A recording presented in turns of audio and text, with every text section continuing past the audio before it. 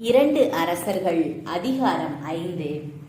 நாமான் நலம் பெறுதல். சிரியா மன்னனின் படைத்தலைவனான நாமான் தம் தலைவனிடம் சிறப்பும் நன்மதிப்பும் பெற்றிருந்தார். ஏனெனில் அவர் மூலமாய் ஆண்டவர் சிரியாவுக்கு வெற்றி அளித்திருந்தார். அவர் வலிமை மிக்க வீரர், ஆனால் தொழுநோயாளி. சிரியா நாட்டினர் ஒரு முறை கொள்ளையடிக்க சென்றபோது இஸ்ரேலை சார்ந்த ஒரு சிறுமியை கடத்தி கொண்டு வந்திருந்தனர். அவள் நாமானின் மனைவிக்கு பணிவிடை புரிந்து வந்தாள். அவள் தன் தலைவியை நோக்கி, என் தலைவர் சமாரியாவில் இருக்கும் இறைவாக்கினர் முன்னிலையில் சென்றாரெனில் அவர் இவரது தொழுநோயை குணமாக்குவார் என்றாள். எனவே நாமான் தன் தலைவனிடம் சென்று, இஸ்ரேல் நாட்டை சார்ந்த சிறுமி இன்னின்னவாறு கூறுகின்றாள் என்று அவனுக்கு தெரிவித்தார்.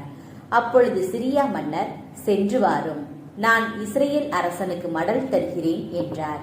எனவே நாமான் ஏறத்தாழ 400 கிலோ வெள்ளியையும் 6000 பொற்காசுகளையும் 10 பட்டாடைகளையும் எடுத்துக்கொண்டு பயணமானார்.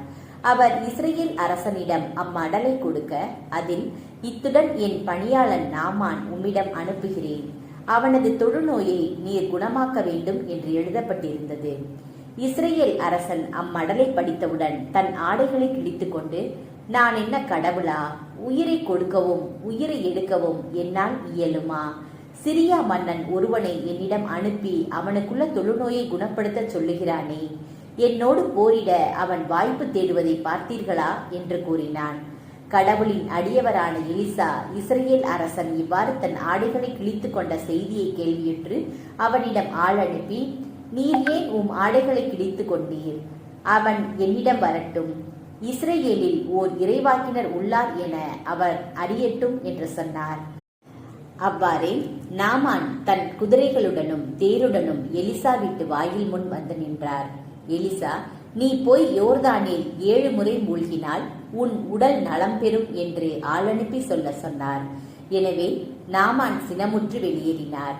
அப்பொழுது அவர் என்னிடம் வந்து என் அருகில் நின்று தம் கடவுளாகிய ஆண்டவரின் பெயரை கூவி அழைத்து தொழுநோய் கண்ட இடத்தின் மேல் தம் கையை வைத்து அசைத்து குணப்படுத்துவார் என்று நான் எண்ணியிருந்தேன். அபானா, பர்பார் என்ற தமஸ்கு நதிகள் இஸ்ரேலில் உள்ள ஆறுகள் அனைத்தையும் விட மேலானவை அல்லவா? அவற்றில் மூழ்கி நான் நலமடைய முடியாதா என்று கூறி ஆத்திரமாய் திரும்பிச் செல்லலானார். அப்பொழுது அவருடைய வேலைக்காரர்கள் அவரை அணுகி அவரிடம், எம் தந்தையே, இறைவாக்கினர் இதைவிட அரிதான ஒன்றை உமக்கு கூறியிருந்தால் நீர் அதை செய்திருப்பீர் அல்லவா? மாறாக, மூழ்கி எழும், நலமடைவீர் என்று அவர் கூறும்போது அதை நீர் செய்வதற்கென்ன என்றனர். எனவே நாமான் புறப்பட்டு சென்று கடவுளின் அடியவரது வாக்கிற்கிணங்க யோர்தானில் 7 முறை மூழ்கியல அவர் நலமடைந்தார். அவரது உடல் சிறு பிள்ளையின் உடலை போல் மாறினது.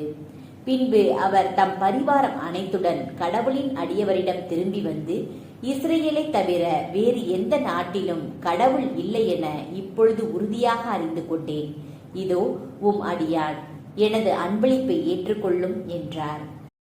அதற்கு எலிசா, நான் பணியும் வாழும் ஆண்டவர் மேல் ஆணை, நான் எதையும் ஏற்றுக்கொள்ளேன் என்றார்.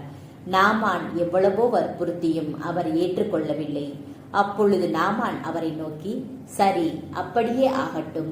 ஆயினும் ஒரு சிறு வேண்டுகோள், 2 கழுதை பொதி அளவு மண்ணை இங்கிருந்து எடுத்துச் செல்ல அடியானுக்கு அனுமதி தாரும்.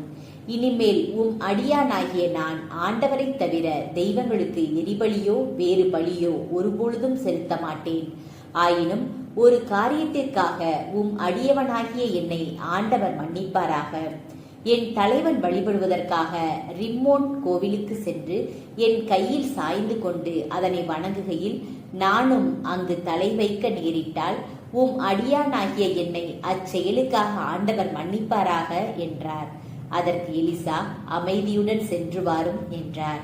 நாமான் அவரிடமிருந்து விடை பெற்று சற்று தூரம் போன பின் கடவுளின் அடியவரான எலிசாவின் பணியாள் கேகசி, என் தலைவர் இந்த சிறிய நாட்டு நாமானிடமிருந்து அவன் கொண்டு வந்தவற்றில் எதையும் பெறாமல் அவனை விட்டுவிட்டார். வாழும் ஆண்டவர் மேல் ஆணை, அவன் பின் ஓடி அவரிடமிருந்து எதையாவது வாங்கிக் கொள்வேன் என்று சொல்லிக் கொண்டான். எனவே கேகசி நாமானின் பின்னே ஓடி வந்தான். அவன் ஓடி வருவதை நாமான் கண்டு தம் தேரிலிருந்து விரைவாய் இறங்கி அவனை எதிர்கொண்டு போய், என்ன, எல்லாம் நலமா என்று வினவினார். அவன் மறுமொழியாக, ஆம், எல்லாம் நலமே. என் தலைவர் தங்களிடம் என்னை அனுப்பி இறைவாக்கினர் குழுவினரான 2 இளைஞர் எப்ராஹிம் மலைநாட்டிலிருந்து இப்பொழுதுதான் வந்துள்ளனர். அவர்களுக்கு 40 கிலோ வெள்ளியும் 2 பட்டாடைகளையும் கொடுத்தனுப்பும் என்று சொல்லச் சொன்னார் என்றாள். அதற்கு நாமான், 80 கிலோ வெள்ளியை ஏற்றுக்கொள்ள மனம் வையும் என்று சொல்லி அவனை வற்புறுத்தி 2 பைகளில் 80 கிலோ வெள்ளி கட்டி 2 பட்டாடைகளோடு 2 பணியாளரிடம் கொடுக்க அவர்கள் அவற்றை அவனுக்கு முன்னே கொண்டு சென்றனர். கேகசி மலையை வந்தடைந்ததும் அவர்களிடமிருந்து அவற்றை பெற்று தம் வீட்டில் வைத்து கொண்டான். பின்னர் அவர்களை அனுப்பி வைக்க அவர்களும் திரும்பி சென்றனர். அவன் தன் தலைவரிடம் வந்து அவர் முன் நின்றான். எலிசா அவனை நோக்கி, கேகசி, நீ எங்கிருந்து வருகிறாய் என்று கேட்டார். அவன், அடியேன் எங்கும் செல்லவில்லை என்றான். அதற்கு அவர், அந்த ஆள் தேரினின்று இறங்கி உன்னை எதிர்கொண்டு வந்ததை நான் ஞானத்தால் அறிந்தேன். வெள்ளி, ஆடைகள், ஒளிவத் தோப்புகள், திராட்சை தோட்டங்கள், ஆடு மாடுகள், வேலைக்காரர்கள், வேலைக்காரிகள் இவைகளை பெற்றுக்கொள்ள இதுவா சமயம்? எனவே நாமானின் தொழுநோய் உன்னையும் உன் வழி வந்தோரையும் என்றென்றும் பீடிக்கும் என்றார். அவ்வாறே அவனுக்கு தொழுநோய் பீடிக்க அவன் உடம்பெல்லாம் வெண்பனி போலாயிற்று. அவன் அவரை விட்டு பிரிந்து சென்றான்.